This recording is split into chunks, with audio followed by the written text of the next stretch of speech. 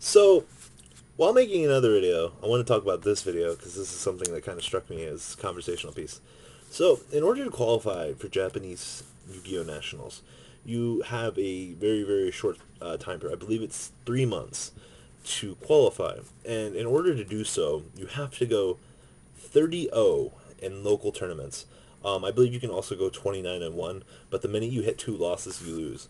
So you have to have a really, really consistent record.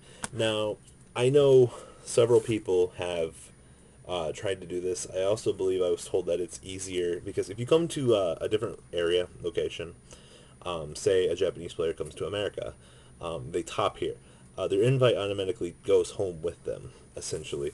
So they get qualified to their own nationality. Now, if you live in this is another rule I really like. If you top a regional in the States, but your country does not offer a nationals, you can go to any nationals in the world and play. Now, that's really, really cool. I don't know if that still applies. I believe it does.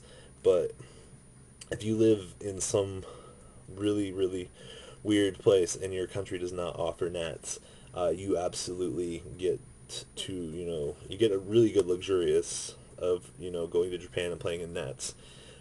It's really cool. But I want to talk about, back on topic, back to the Japanese national thing. Having to go 29-1 to qualify for nats. They have no regional system. They just have locals. I believe talking to my friend Taku, that you can play Yu-Gi-Oh! Pretty much anywhere, anytime in Akihabara, except for Wednesdays. I believe Wednesdays was kind of like Sundays for Konami, where they just don't like to have official tournaments on those days. Also, the tournament structure in Asia is a lot more open. I mean, look at Akihabara, for example. It's just a giant mall in Japan. It's located in Tokyo. It's just a giant mall for you guys to go through and walk through. Kind of just going off of stories. I've never been there. But you're walking through this giant city of nothing but anime, toys, and whatnot. You can also hit anywhere from probably 10 to 20 locals in one day in Akihabara. Just go, go, go, go, go. I believe my friend has done that before. But, you just tend to pick up everything and go.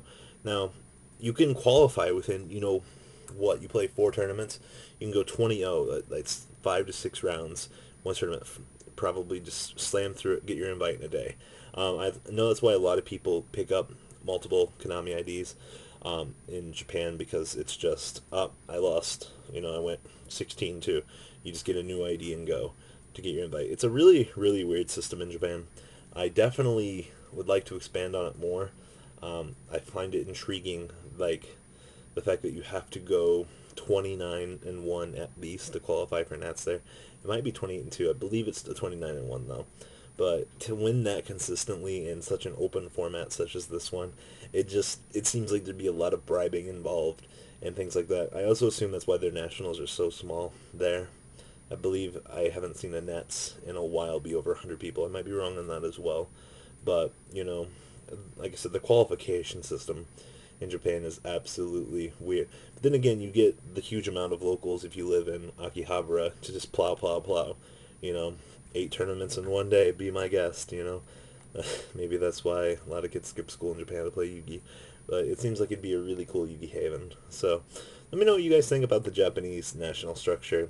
It seems really absurd to have to go that much when in America you're just like, oh, I went 5-3, got my invite. Woohoo! Or, random people will bribe their last round opponent to somehow get their invite. And see that all the time at regionals. Some guy's X2, another guy gives him $10, guy scoops, gets his invite. It's Yu-Gi-Oh for you. But that's the corruption of the states. I'll talk about that another day. So, let me know what you guys think about the Japanese national structure. Later, guys.